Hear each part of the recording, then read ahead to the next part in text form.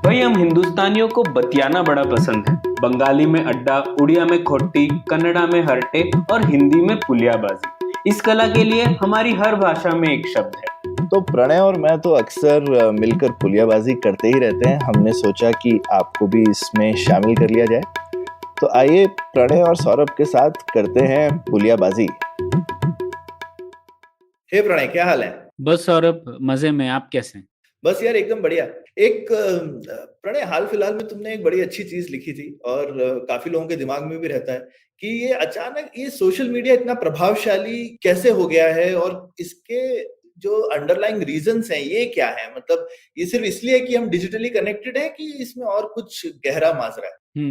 हाँ सौरभ, इसमें मुझे आपके भी विचार जानने हैं, क्योंकि ये तो ऐसा सवाल है जिसकी समझ अभी भी काफी हद तक अधूरी है। मतलब पूरे विश्व में ही मैं ये कहूंगा। और मैंने देखा है कई सालों से कई अलग अलग कारण दे रहे हैं लोग। तो जैसे पहले आपको याद होगा, लोग बोलते थे इको चेम्बर्स में डाल देता है सोशल मीडिया, तो वो प्रॉब्लम है। तो सबसे पहले बोलते थे कि अलग अलग गुटों में बांट देता है और हर गुट और एक्सट्रीम होता चले जाता है, इसीलिए प्रॉब्लम है। फिर धीरे धीरे लोगों की एक थ्योरी है कि ये जो लाइक्स और रीट्वीट्स है, इसने एक कुछ ऐसा लाया जिससे कि बेतुकी चीज भी वायरल हो जाती है। तो उसने एकदम गेम ही खराब कर दिया सोशल मीडिया का। ये एक थ्योरी थी। फिर लोगों ने बोला ये एडवर्टाइजमेंट लेड मॉडल है, क्योंकि उनका खुद का कुछ आमदनी तो होती नहीं है, तो इस वजह से वो लोग और एक्सट्रीम कंटेंट बनाते हैं। फिर आया ये कि बिग टेक की वजह से हो रहा है, क्योंकि 2-3 बड़े लोग ये सोशल मीडिया के ओनर है, इसलिए प्रॉब्लम। फिर अब हाल ही में चल रहा है कि एल्गोरिदम्स प्रॉब्लम है, क्योंकि तो यूट्यूब एल्गोरिदम में प्रॉब्लम है या ट्विटर एल्गोरिदम में प्रॉब्लम है। तो इसीलिए एल्गोरिदम्स को ओपन करना चाहिए और ये सब उससे ठीक हो जाएंगी चीजें। क्योंकि वो लोग बोलते हैं बेसिकली एल्गोरिथम का हम और डीप जा सकते हैं। और रीजन ये है कि अगर आप कोई एक चीज के पीछे पड़े तो वो आपको उसमें और अंदर एक्सट्रीम चीजें अपने आप से दिखाता रहेगा। आपने थोड़ा सा भी इंटरेस्ट मान लीजिए शो कर दिया कि दुनिया फ्लैट है, तो वो आपको फ्लैट अर्थ की इतनी ज्यादा चीजें दिखाएगा यूट्यूब की। फिर आप अगर उस तरीके की थिंकिंग वाले हैं तो आप कन्विंस ही हो जाएंगे। तो कहते हैं लोग कि भाई एल्गोरिथम जो है, आप अगर हल्का सा भी किसी तरफ आपका झुकाव है तो आपको उस तरफ धकेल ही देगी एल्गोरिथम। तो ऐसा लोग बोलते हैं। एक और चीज मैं बोलूंगा, जो तुमने कवर, आई डोंट नो उसमें किसी में कवर होती है कि नहीं, ये लेट 90s से ना प्रणय, जब इंटरनेट ही आया था सोशल मीडिया से पहले ही, लोग ऐसा बोलते थे कि इंटरनेट की वजह से ट्राइबलिज्म और ग्लोबलिज्म दोनों बड़ी उल्टी चीजें हैं, पर दोनों बढ़ जाएंगी। ठीक है। तो ये एक लोगों की इंसाइट थी जब वो फोरम्स और ग्रुप ही थे, तो लोगों ने ये देखा था कि भाई गुटबाजी। तो क्योंकि जब हम अपने सिर्फ भौगोलिक क्षेत्र में कनेक्टेड होते हैं, तो हम अगर मान लीजिए आपकी कोई एक विचार है, किसी थोड़े से अतरंगी विचार है किसी चीज के बारे में, जैसे हम इसी का एग्जांपल ले सकते हैं, क्योंकि सब लेते थे कि भाई मान लीजिए दुनिया फ्लैट है, गोल नहीं है। आप ऐसा सोचते हैं, लेकिन आपके आसपास में कोई ऐसा सोचने वाला मिलेगा नहीं जल्दी आपको, तो आप जो है लाइन पे वापस आ जाएंगे। लेकिन इसी तरीके का अगर एक आदमी हर शहर में हो, तो वो सारे लोग इकट्ठे हो जाएंगे ऑनलाइन और उनका गुट बन जाएगा। और फिर वो एक दूसरे को बोल सकते हैं, नहीं नहीं मैं भी ऐसा सोचता हूँ, तू भी ऐसा सोचता है, हाँ भाई ये तो ठीक बात लग रही है। और वो एक ग्रुप बन जाएगा, तो एक तरीके की ट्राइब बन जाएगी जो कि बड़ी। और दूसरा, जो विचार थोड़े से भी पॉपुलर किसी एक एरिया में है, वो बहुत जगह फैल जाएंगे, तो उसके लिए ग्लोबलिज्म भी फैल जाता है। तो ये एक इंसाइट लेट 90s से ही थी कि भाई बड़े ये उल्टी चीजें हैं, ग्लोबलिज्म और ट्राइबलिज्म, पर ये दोनों इंटरनेट के प्रभाव से बढ़ेंगी, और ये सोशल मीडिया में हमने देखा भी है। नहीं, ये बड़ी दिलचस्प बात की सौरभ आपने। वैसे तो एल्गोरिदम्स के ऊपर भी ना सौरभ, जो हमारे पास अभी तक सबूत है वो थोड़े मिले जुले हैं। तो जैसे हमें ये पता है कि यूट्यूब के ऊपर बहुत रिसर्च हुई है, और ये कई लोगों ने कहा है कि जो यूट्यूब पे एक्सट्रीम कंटेंट है वो डिमांड सप्लाई की वजह से चलता है, ना कि एल्गोरिदम की वजह से। तो कुछ लोगों ने कई कंटेस्ट किया है कि एल्गोरिदम ना भी दे तो भी लोग अपने उनको जो चाहिए वो ढूंढ ही लेते हैं। तो उस तरीके से भी होता है। तो उसके ऊपर मतलब अभी मैं नहीं कहूंगा कि हमें डेफिनेटली पता है एल्गोरिदम्स की वजह से हो रहा है या नहीं। कुछ कुछ शायद सोशल मीडिया साइट्स पर पता है कि एल्गोरिदम्स की वजह से हो रहा है, पर जो बड़े जैसे यूट्यूब वगैरह उसमें थोड़ा कंटेस्टेड है। तो ये है। ठीक है, तो मैंने सोचा कि लोग इतने सारे कारण दे रहे हैं, लेकिन क्या कुछ बेसिक ऐसे मूल कारक हैं क्या जो हम लोग आइडेंटिफाई कर सकते हैं, जिससे कि हम लोग जो भी हो रहा है आज सोशल मीडिया, हम लोग बोलते हैं सोशल मीडिया की वजह से ये हो गया वो हो गया, हम उसको किस तरीके से एक्सप्लेन कर सकते हैं? कुछ ऐसे मूल कारक है क्या? तो मेरे हिसाब से 3 कारक हैं और ठीक है। मैं बताता हूँ, आप भी बताइए कि इससे हम लोग काफ़ी कुछ एक्सप्लेन कर सकते हैं या नहीं। मैं एक उदाहरण भी दूँगा अंत में, ठीक है? तो सबसे पहले तो एक जो मैं इसे बोलता हूँ मेटा मैकेनिज्म्स, तो सबसे पहला है प्रासंगिक समूह का विस्तार, मतलब रेफरेंस नेटवर्क एक्सपेंशन मैं जिसे कहता हूँ। और वो आपने जो बोला सीधा-सीधा वही बात है, मतलब कि अब जैसे साइकोलॉजी में हमें पता है कि जो भी हम चीज़ें करते हैं, उनमें से बहुत कुछ डिसीजन लेते हैं या हम लोग कुछ बिहेवियर व्यवहार करते हैं, उसका बहुत ही छोटा-सा हिस्सा एकदम आत्मनिर्भर होता है। ज़्यादातर हिस्सा ऐसा होता है कि हम लोग दूसरों को देखते हैं और जो वो लोग करते हैं, उससे हम लोग प्रभावित होते हैं। तो इसे साइकोलॉजिस्ट बोलते हैं इंटरडिपेंडेंट बिहेवियर, ठीक है? अच्छा, तो ये बेसिकली जो कोई इन कोई आपको वैलिडेशन चाहिए, कोई दूसरा आदमी क्या कर रहा है, देखा-देखी में काम करना बेसिकली। हाँ, हाँ, तो और ये ऐसा नहीं होता कि हर किसी का जो करने का जो बर्ताव है या धारणा है वो आप पर इफ़ेक्ट करती है। आपका एक छोटा समूह होता है जो आपके लिए बहुत महत्वपूर्ण होता है। जैसे आपके दोस्त हैं, अगर आपके दोस्त को बहुत ज़बरदस्त फंडिंग मिल गई, तो आपको लगेगा यार मेरे को भी कुछ करना चाहिए, है ना? हुँ, ऐसा हुँ, होता है। तो वो उसे बोलते हैं रेफरेंस नेटवर्क। तो हमारे जो क्लोज़ लोग हैं जिसको हम लोग अपने जैसा समझते हैं, किसी हद तक शायद हमारा बैकग्राउंड सेम है या शायद लोग साथ में रहते हैं, तो उस वो रेफरेंस नेटवर्क हमारे बर्ताव और हमारे जो धारणाएँ हैं, उन पर असर डालता है। तो वो रेफरेंस नेटवर्क होता है और पहले जैसा कि आप कह रहे थे, ये जो रेफरेंस नेटवर्क था, ये भौगोलिक तौर से एक सीमित था, है ना? क्योंकि हमारे जितने आस-पास दोस्त हैं, जो सोचते हैं, वही हम लोग करेंगे या उसी से हम लोग प्रभावित होते हैं। लेकिन सोशल मीडिया की वजह से एकदम विस्तार हो गया है इसका, रेफरेंस नेटवर्क का। और इसमें मैं ये नहीं कहूँगा कि रेफरेंस नेटवर्क मतलब ऐसा ही नहीं कि जो लोग हमारे जैसा ही सोचते हैं, वो तो सिर्फ इको चेम्बर्स हो गया। लेकिन ठीक रेफरेंस है। नेटवर्क ऐसा भी एक्सपैंड हो गया है कि हमारे जैसे ही लोग जो हमसे एकदम विपरीत सोचते हैं, उन्हें भी आप हुँ, उसी समय पे देख रहे हैं और उसी समय पर आप उनके विचार भी सुन रहे हैं। तो उस वजह से जो बहुत कुछ हो रहा है उसमें एक ये बड़ा हिस्सा है। इसमें जो एक सोशियोलॉजिस्ट हैं ज़ेनेब तुफेकची, बहुत फेमस सोशियोलॉजिस्ट हैं, उन्होंने एक बहुत अच्छा एनालॉजी दिया था इसके लिए। उन्होंने बोला था कि ये इको चेम्बर्स की जो धारणा है वो गलत है। ऐसा नहीं है कि सोशल मीडिया में इको चेम्बर्स हैं और पहले नहीं थे, पहले भी इको चेम्बर्स थे। हुँ, बल्कि इको हुँ, चेम्बर्स की जो का जो घर्षण होता है वो सोशल मीडिया में ज़्यादा है। हम लोग ज़्यादा बहुत सारे इको चेम्बर्स एक साथ मिल पाते हैं और एक साथ लड़ पाते हैं, जो कि पहले नहीं हो पाता था इतनी तरीके से। तो वो बोलती हुँ, हैं कि इसको हमें सोचना है तो इस तरीके से सोचना है। सोशल मीडिया ऐसा नहीं है कि आप किसी न्यूज़पेपर को पढ़ रहे हो अकेले बैठे हुए। ये ऐसा है कि आप पढ़ रहे हो और आप एक फुटबॉल स्टेडियम में हो, तो फुटबॉल स्टेडियम में आपकी टीम है और एक दूसरी टीम है और आप हुँ, उस टाइम पे एक साथ पढ़ रहे हो। तो आप अपने दोस्तों को सिग्नल करने के लिए बोलोगे यार देखो ये सही बोला, और आप दूसरे लोगों को आप चिढ़ाओगे जो आपकी टीम में नहीं है और हुँ, जिससे आपकी टीम भी एकजुट होगी। तो उस तरीके से कुछ माजरा है जो सोशल मीडिया में होता है। आपको क्या और लगता एक है इस थोड़ा बारे में? पब्लिक हाँ, ये बहुत ही ज़बरदस्त और ये मैंने काफ़ी लोगों को देखा भी है, जो थोड़े काफ़ी चुपचाप से लोग थे, अपनी क्या कहते हैं, इस तरीके की मतलब इस तरीके का उनका कोई नॉर्मल बिहेवियर दिखता नहीं था, लेकिन सोशल मीडिया पे वो जैसे जिसको बोलते हैं ना एक एंग्री फुटबॉल और क्रिकेट फैन की तरह बिहेव करते हैं कि ये दूसरे की टीम बेकार है, ये लोग देखो कितने हाँ, गंदे हैं, अरे मेरे हाँ। मेरे प्लेयर ने फाउल किया तो क्या, तूने भी तो किया था ना। हाँ, तूने तो ये नहीं बोलते कि फाउल गलत है, अरे 1950 में किया था। हाँ, उसने देख पिछले वाले गेम में तूने भी फाउल किया था, उसने देख उधर हाथ हुँ, मारा था, तो ये एकदम बिल्कुल, ये बहुत बढ़िया एग्ज़ाम्पल है।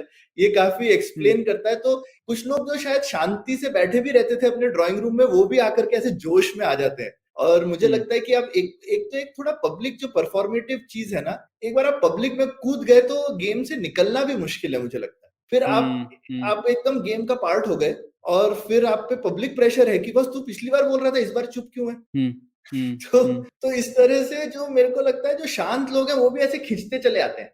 ये वाली चीज़ में लड़ाई झगड़ा बढ़ाने के लिए और ये तो थोड़ा-सा गेम का मैकेनिक्स ही जो है वो लड़ाई झगड़े वाला है। हाँ, बिल्कुल।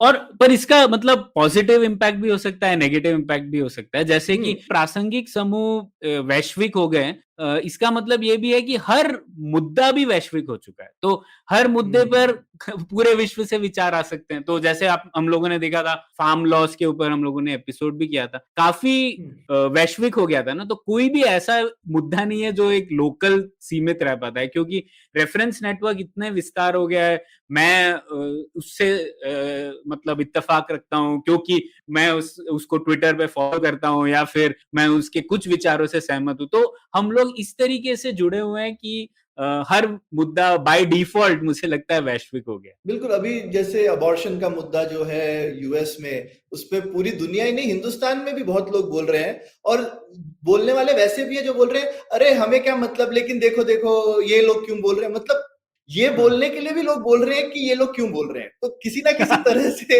लोग बोल ही रहे हैं, और चिढ़ाने के लिए बोल रहे हैं, चाहे जिस भी वजह से बोल रहे हैं, या मजे लेने के लिए, कुछ लोग दुखी होके, हर रीजन से। लेकिन हर मुद्दा, जैसे तुमने बोला, वैश्विक मुद्दा हो गया। तो ये पहला कारण था, लेकिन ये कारण ये नहीं बता पाता कि मतलब जो हमारा कंटेंट है वो एक्सट्रीम क्यों हो रहा है, इतने अलग अलग भिन्न विचार क्यों आ रहे हैं ना, वो अभी तक नहीं समझा पाए हम। तो दूसरा कारण मुझे लगता है कि एक और विस्तार है, जैसे मैं कहता हूँ ओवरटन विंडो का विस्तार। तो ये ओवरटन विंडो हम लोगों ने पहले भी बात की थी इसकी, लेकिन ओवरटन विंडो ये होता है कि किसी भी मुद्दे पर जो हमारे विचार है जो व्यक्त किए जा सकते हैं, वो एक विंडो के अंदर आते हैं। वो पूरे जो विचारों की रेंज होती है उससे काफी सीमित होते हैं। जैसे कि उदाहरण के तौर पे अब डिफेंस पेंशन के ऊपर हम लोगों ने एपिसोड किया। अभी भी कोई भी पॉलिटिशियन ये नहीं कह सकता कि आप जो भी सोल्जर है उसकी पेंशन ही घटा दो सीधे सीधे, और शायद बिल्कुल घटानी भी नहीं चाहिए।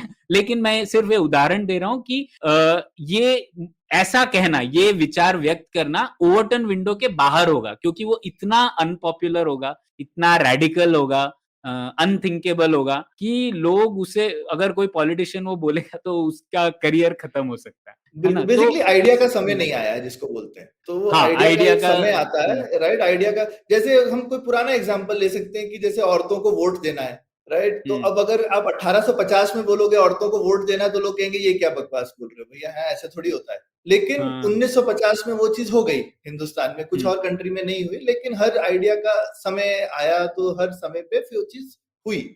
हाँ, तो ओवरटन विंडो का मतलब यही है, जैसे कि हम बोलते हैं आइडिया का समय आया, इसका अर्थ है कि जो ओवरटन विंडो है वो शिफ्ट होती रहती है, उसे वो एक जगह पर ही स्थित नहीं है, वो स्थायी भी नहीं है, उसे हम लोग मूव कर सकते हैं। तो वही होता है ओवरटन विंडो शिफ्टिंग। और ज्यादातर लोग कहते हैं कि more Overton window is shifting towards more freedom, लेकिन ये हर मुद्दे पर शायद ठीक नहीं है, जैसा कि अबॉर्शन राइट से ही पता पड़ता है। लेकिन दूसरी बात है, ओवरटन विंडो शिफ्ट भी हो सकती है और ओवरटन विंडो का विस्तार भी हो सकता है, मतलब उसे खींच भी सकते हैं। तो अभी इंटरनेट की वजह से मुझे क्या लगता है कि जो ओवरटन विंडो है हर मुद्दे पे वो खिंच गई है। मतलब हर रेंज ऑफ ओपिनियन जो हम लोग पहले बोल नहीं सकते थे या फिर व्यक्त नहीं कर सकते थे वगैरह वगैरह, वो अब सीधे सीधे पब्लिक में आ गया। ठीक है, तो पहले हम लोग कहते थे कि ठीक है, कोई संतरी था, कोई गेटकीपर था जो न्यूज़पेपर में एक ही ओवरटन विंडो में जो चीजें आती हैं उसी को अलाउ करेगा। कोई आपने बहुत एक्सट्रीम चीज, अच्छी हो बुरी हो वो भूल जाइए, लेकिन कोई एक्सट्रीम चीज हो वो उसे पब्लिश नहीं करेगा। लेकिन अब ऐसा हो गया कि हर विषय पर ओवरटन विंडो एक खिंच गई है। तो वो मुझे लगता है एक बहुत बड़ा कारण है कि इतने अलग अलग तरीके के विचार आपके घर पे बैठे बैठे आप सुन सकते हैं, उस पर रिएक्ट कर सकते हैं, उसके ऊपर अपनी सोच बना सकते हैं, जो कि पहले नहीं था। आपको क्या लगता है? हाँ, नहीं बिल्कुल। अब जैसे जो मैंने एग्जांपल लिया, आज की डेट में कोई ऐसा फिर से बोल सकता है कि औरतों के वोट के राइट वापस ले लो, बोलने से तो कोई नहीं रोक सकता ना आपको। भले ही उसका ऑर्डर एक तरह से ओवरटन विंडो खिंच गया है, और ऐसे तकियानुसी लोग हर जगह होते ही है ना कोई किसी ना किसी तरह से तो बोलेगा ही कुछ ना कुछ, है ना। तो और जो दूसरे एक्सट्रीम वाले भी होंगे, कुछ कोई बोलेगा नहीं आदमियों के खत्म कर दो, वैसे वाले भी लोग मिल जाएंगे। ठीक है, ये आदमी लोग इतने बकवास हैं, ये लोग सब बदमाशी करते रहते हैं, इन लोगों को घर में बंद कर दो। तो अभी आप देखोगे कि और हर चीज का समूह ठीक ठाक बन जाता है, जैसा तुम्हारा पहले रीजन की वजह से। तो ये नहीं है कि कोई एक इकलौती आवाज होगी, हर आवाज के पीछे थोड़ा एक समूह बन सकता है, और उसकी वजह से आपको लगेगा कि हर आवाज में वजन है। और सोशल मीडिया में कभी कभी वो पता भी नहीं चलता, वो समूह उतना शायद बड़ा नहीं हो लेकिन वो बड़ा लग सकता है। हाँ, हाँ, ठीक हाँ, है, तो वो भी एक चीज बिल्कुल। होती है, टॉपिक को ट्रेंड कराने वगैरह के लिए 10-20 हजार ही लोग लगते हैं। अब 10-20 हजार लोग अगर मिलके जुलूस निकाले तो पता भी नहीं चलेगा सड़क पे, ठीक है। हाँ। लेकिन हुँ। ऑनलाइन 10-20 हजार लोग मिल करके ट्रेंडिंग टॉपिक करवा सकते हैं। हाँ, बिल्कुल। तो मतलब एक तो विचार ओवरटन विंडो का विस्तार हो गया और हर विचार का एक नया प्रासंगिक समूह बन जाता है जो कि और उसे सस्टेन करता है। तो ये दूसरा कारण मुझे लगा। तीसरा, अभी तक हम लोग इस मुद्दे पर नहीं आए कि फिर भी ऐसा क्यों है कि इतनी मतलब ज़्यादातर कुछ-कुछ कभी-कभी घिनौनी चीज़ें या फिर इतनी एक्सट्रीमिस्ट कंटेंट क्यों बढ़ रहा है? मतलब और हम लोग ये भी कह सकते हैं कि ज़्यादातर थोड़ा नेगेटिव कंटेंट ज़्यादा होता है कंपेयर टू पॉजिटिव कंटेंट। तो ये ऐसा क्यों है? तो इसके लिए एक तीसरा कारण होता है इन्फॉर्मेशन थियरी से सौरभ, जो जैसे क्लॉड शैनन वगैरह का जो इन्फॉर्मेशन थियरी था, तो उसमें उन्होंने जो ये कहा था कि किसी भी घटना का जो इन्फॉर्मेशन का मूल्य है, वो उस घटना के घटित होने की संभावना से इन्वर्सली प्रोपोर्शनल है। मतलब कि अगर कोई चीज़ बहुत आम तौर पर होती है, उसमें जो इन्फॉर्मेशन कंटेंट है वो बहुत कम होता है। तो जैसे इसीलिए कोई न्यूज़ नहीं देता कि एयरक्राफ्ट सही सलामत लैंड कर गया। तो क्योंकि हर दिन लाख हज़ारों एयरक्राफ्ट सीधे सही सलामत लैंड होते हैं, लेकिन उसमें इन्फॉर्मेशन कंटेंट ही नहीं है क्योंकि उस घटना का घटित होना बहुत ही आम बात। लेकिन उल्टी चीज देखिए, अगर एक्सीडेंट हो गया तो वो इतना मतलब उस घटना का घटित होना की संभावना बहुत कम है, इसीलिए उसमें जो इंफॉर्मेशन कंटेंट है वो बहुत ज्यादा होती है। और और भी उदाहरण है, जैसे आप कोई भी इंग्लिश में एक सेंटेंस लिखे, उस सेंटेंस में वॉवल्स निकाल दीजिए सब, और फिर भी लोग पढ़ पाएंगे क्योंकि वॉवल्स इतनी ज्यादा टाइम पर आते हैं। हर एक वॉवल में जो इन्फॉर्मेशन कंटेंट है वो बहुत कम है। लेकिन आप कॉन्सोनेंट निकाल दें तो फिर प्रॉब्लम हो जाएगा, आप शायद इंटरप्रेट नहीं कर पाएंगे। तो इसको आप सोशल मीडिया में ले जाइए, इस इंफॉर्मेशन थियरी को। इसका मतलब यह है कि अगर जैसे सोशल मीडिया में लोगों ने बोला कि बॉम्ब ब्लास्ट हो गया काबुल में, अब अनफॉर्चुनेटली बहुत दुखद बात है, लेकिन काबुल में बहुत बार हो रहा है पिछले 8-10 सालों से। तो ये ज्यादा न्यूज लोग इससे मतलब ज्यादा झकझोरेगी नहीं लोगों को, या लोग ज्यादा इसे रीट्वीट नहीं करेंगे, लाइक नहीं करेंगे, या मतलब जो भी है कमेंट नहीं करेंगे। लेकिन अगर कोई ऐसी शॉकिंग न्यूज आई कि जैसे ठीक है, रशिया ने अमेरिका का इलेक्शन ही पूरा बर्बाद कर दिया या उसे हैक कर लिया, तो इस घटना का घटित होना की संभावना अभी तक तो लोगों को लगता था शून्य के बराबर है। तो जब वो बात आती है तो फिर इसकी वजह से हम लोग ऐसा उसे रिएक्ट करते हैं, वो अलग होता है। और ये आप देखें, ये तो हमारे कंज्यूमर की दृष्टिकोण से, लेकिन जो प्रोड्यूसर है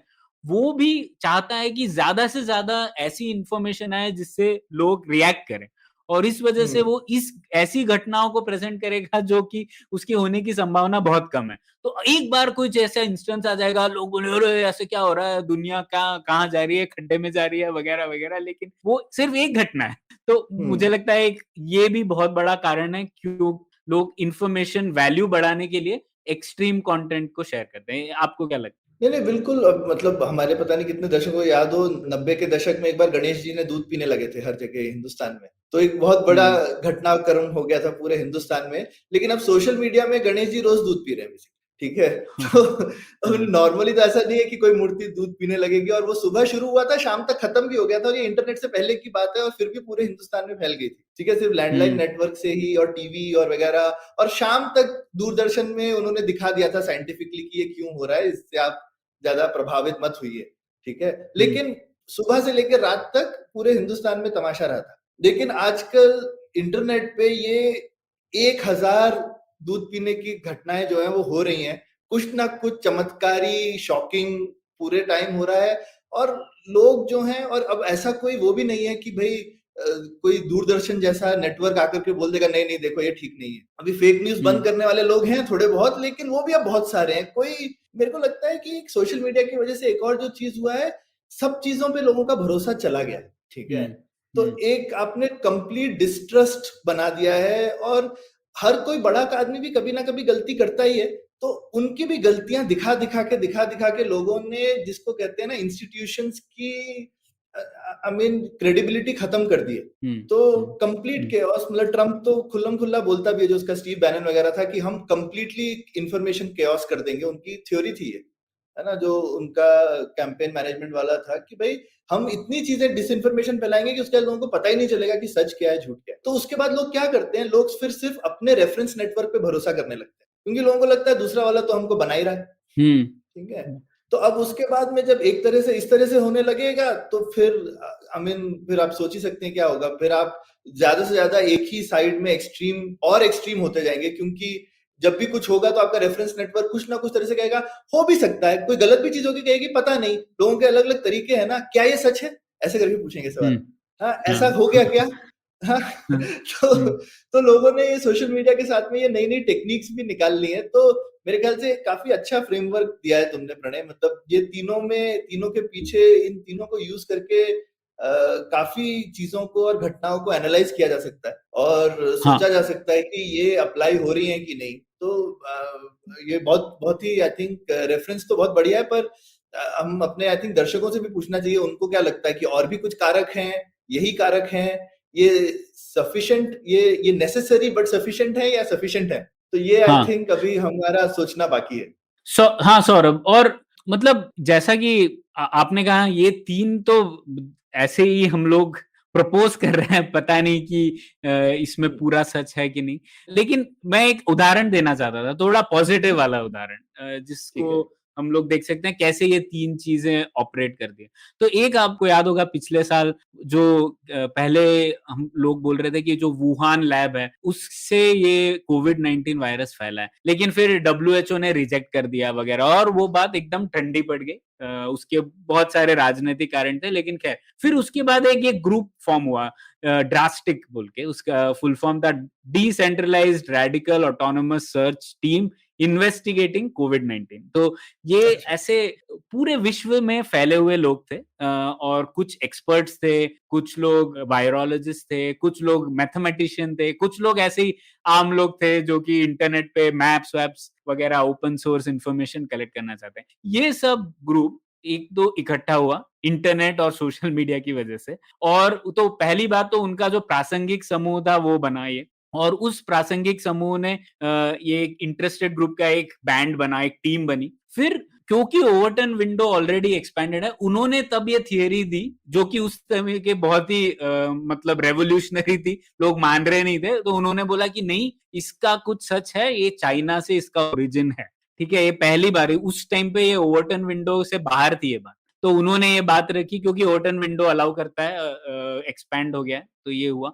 और तीसरा, क्योंकि ये बात इतनी मतलब अचंभित थी, करने वाली थी, तो उस वजह से ऐसा भी नहीं हुआ कि वो बात एकदम दबा दी गई। वो बात एकदम पूरे विश्व में उसकी खबर आई, उसके ऊपर वॉशिंगटन पोस्ट, न्यूयॉर्क टाइम्स, विश्व के सभी अखबारों ने बात ली, और फिर WHO की भी जो पोजीशन थी वो बदली। फिर उन्होंने बोला कि हाँ, हम लोग और इन्वेस्टिगेट करेंगे, अभी हम दावे से कह नहीं सकते कि क्या हुआ है, लेकिन हम देखेंगे। तो ये एक पॉजिटिव एग्जांपल था, जो कि ड्रास्टिक की वजह से, एक तो reference network expansion, Overton window expansion और इंफॉर्मेशन थियरी के वजह से ये बात अब कॉमन हो गई है कि शायद इसके बारे में इन्वेस्टिगेशन और करना चाहिए, और शायद हो सकता है कि चीन से, मतलब जाने अनजाने में, वो तो नहीं पता, लेकिन वहां से हो सकता है ये स्प्रेड हो। तो इसके ऊपर अभी भी रिसर्च करना बाकी है, लेकिन मुझे लगा ये एक एग्जाम्पल है जिसमें थोड़ा पॉजिटिव चेहरा दिखता है सोशल मीडिया का। बिल्कुल। और मेरे हिसाब से और भी काफी सारे, मैं बोलूंगा कि कॉजेज और मूवमेंट्स जहाँ पे अच्छी चीजें भी होती हैं, सोशल मीडिया बिल्कुल उसमें पार्ट प्ले करता ही है। काफी सारे जो मूवमेंट्स हुए हैं राइट्स वगैरह के लिए, उनमें भी पार्ट प्ले किया। तो ऐसा नहीं है कि सब कुछ नेगेटिव ही है, लेकिन ये है कि नेगेटिव एग्जांपल्स, अगेन यहाँ पे नेगेटिव एग्जांपल्स शायद हमारे जहन में ज्यादा रहते हैं। पॉजिटिव पहले भी हो रहे थे और जिस तरह से हो रहे थे, पर ये जो आई मीन अब जैसे अचानक से ये अबॉर्शन वाला चीज हुआ यूएस में, तो उन लोगों के लिए एक बड़ा नेगेटिव एग्जांपल है, जहाँ पे इंटरनेट ने कुछ तो भूमिका प्ले करी है उसको करने में। जबकि एक छोटा ग्रुप है वहां पे, बड़ा ग्रुप नहीं है, पर उन्होंने अचीव किया है अपना गोल किसी ना किसी तरह से। तो ये मेरे हिसाब से दोनों ये समझना बहुत मेरे ख्याल से जरूरी है हमारे लिए। जैसा बोलते हैं ना, हर टेक्नोलॉजी, जब से आग आई है ना, आग से आप खाना भी बना सकते हैं और घर भी जला सकते हैं।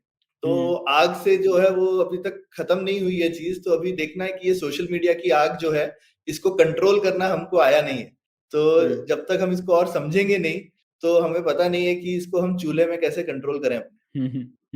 बिल्कुल। ठीक है, तो ये बढ़िया, बहुत बढ़िया था प्रणय। तो ये हमारे श्रोता दर्शक जरूर हमको बताएं आपको क्या लगता है, आपके पास कुछ और एग्जाम्पल्स हैं तो हम हमारे साथ जरूर शेयर कीजिए, और आपको अगर कोई और कारक दिखता है तो जरूर हमको बताइए। ये जैसा प्रणय ने बोला, ये अभी सोच शुरू हुई है, खत्म नहीं हुई है, और इस चीज पे तो और आगे पुलियाबाजी होती रहेगी। तो धन्यवाद। उम्मीद है आपको भी मजा आया। यह पॉडकास्ट संभव हो पाया है तक्षशिला इंस्टीट्यूशन के सपोर्ट के कारण। तक्षशिला पब्लिक पॉलिसी में शिक्षा और अनुसंधान के लिए स्थापित एक स्वतंत्र संस्था है। आप दुनिया के किसी भी कोने में हो, आपकी उम्र कुछ भी हो, अगर आप पब्लिक पॉलिसी, विदेश नीति या टेक्नोलॉजी गवर्नेंस में रुचि रखते हैं तो तक्षशिला की वेबसाइट takshashila.org.in पर उनके कोर्सेज को जरूर चेक कीजिए। और अगर आप पुलियाबाजी में शामिल होना चाहते हैं तो हमसे कनेक्ट कीजिए puliyabazi@gmail.com पर या फिर @puliyabazi ट्विटर पर। शुक्रिया।